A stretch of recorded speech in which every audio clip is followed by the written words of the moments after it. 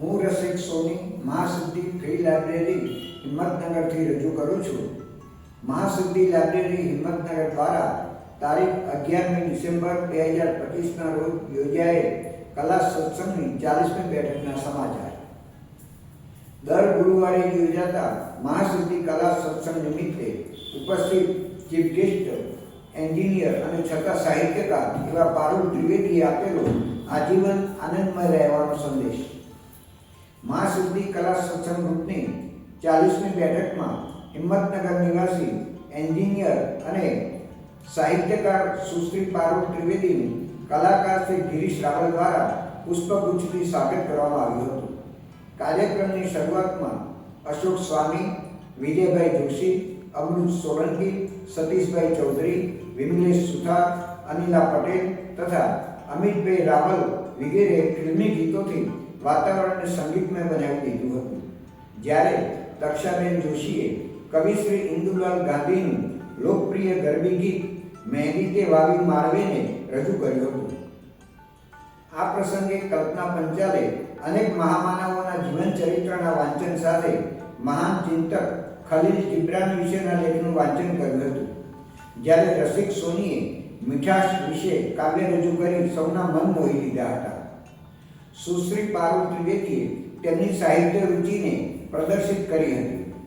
તેઓએ ગઝલ અને કાવ્યોની રચના કરી છે તેમ જણાવી ચાલો હસી લઈએ નામની કવિતા રજૂ કરી જીવનના મર્મને ઉજાગર કર્યો હતો.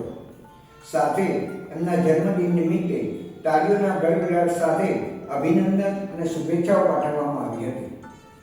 સમગ્ર કાર્યક્રમનું મુખ્ય સંચાલન મહાસિદ્ધિ લાઇબ્રેરીના સંચાલક શ્રી વિજયકૃષ્ણ અર્ધોરાએ કર્યું હતું. કાર્યક્રમ દરમિયાન મહાસિદ્ધિની પ્રવૃત્તિઓને બિરદાવવામાં આવી હતી. કાર્યક્રમના સમાપનમાં યાદગીરી રૂપે સૌનો ગ્રુપ ફોટો લેવામાં આવ્યો હતો. આ કાર્યક્રમમાં નાટ્યકાર ભરત વ્યાસ, કલાકાર પ્રિયકાંત જોશી, પંકજભાઈ પટેલ, રમેશચંદ્ર જોશી, આશાબેન ત્રિવેદી, સી.કે. પંચાલ, કલ્પેશ પંચાલ, પિયુષ પંચાલ વગેરેની વિશેષ ઉપસ્થિતિ રહી હતી. આજે બસ આટલું જ. મહાસિદ્ધિ ફ્રી લાઇબ્રેરીના રસિક સોનીને રજા આપશો. નમસ્કાર.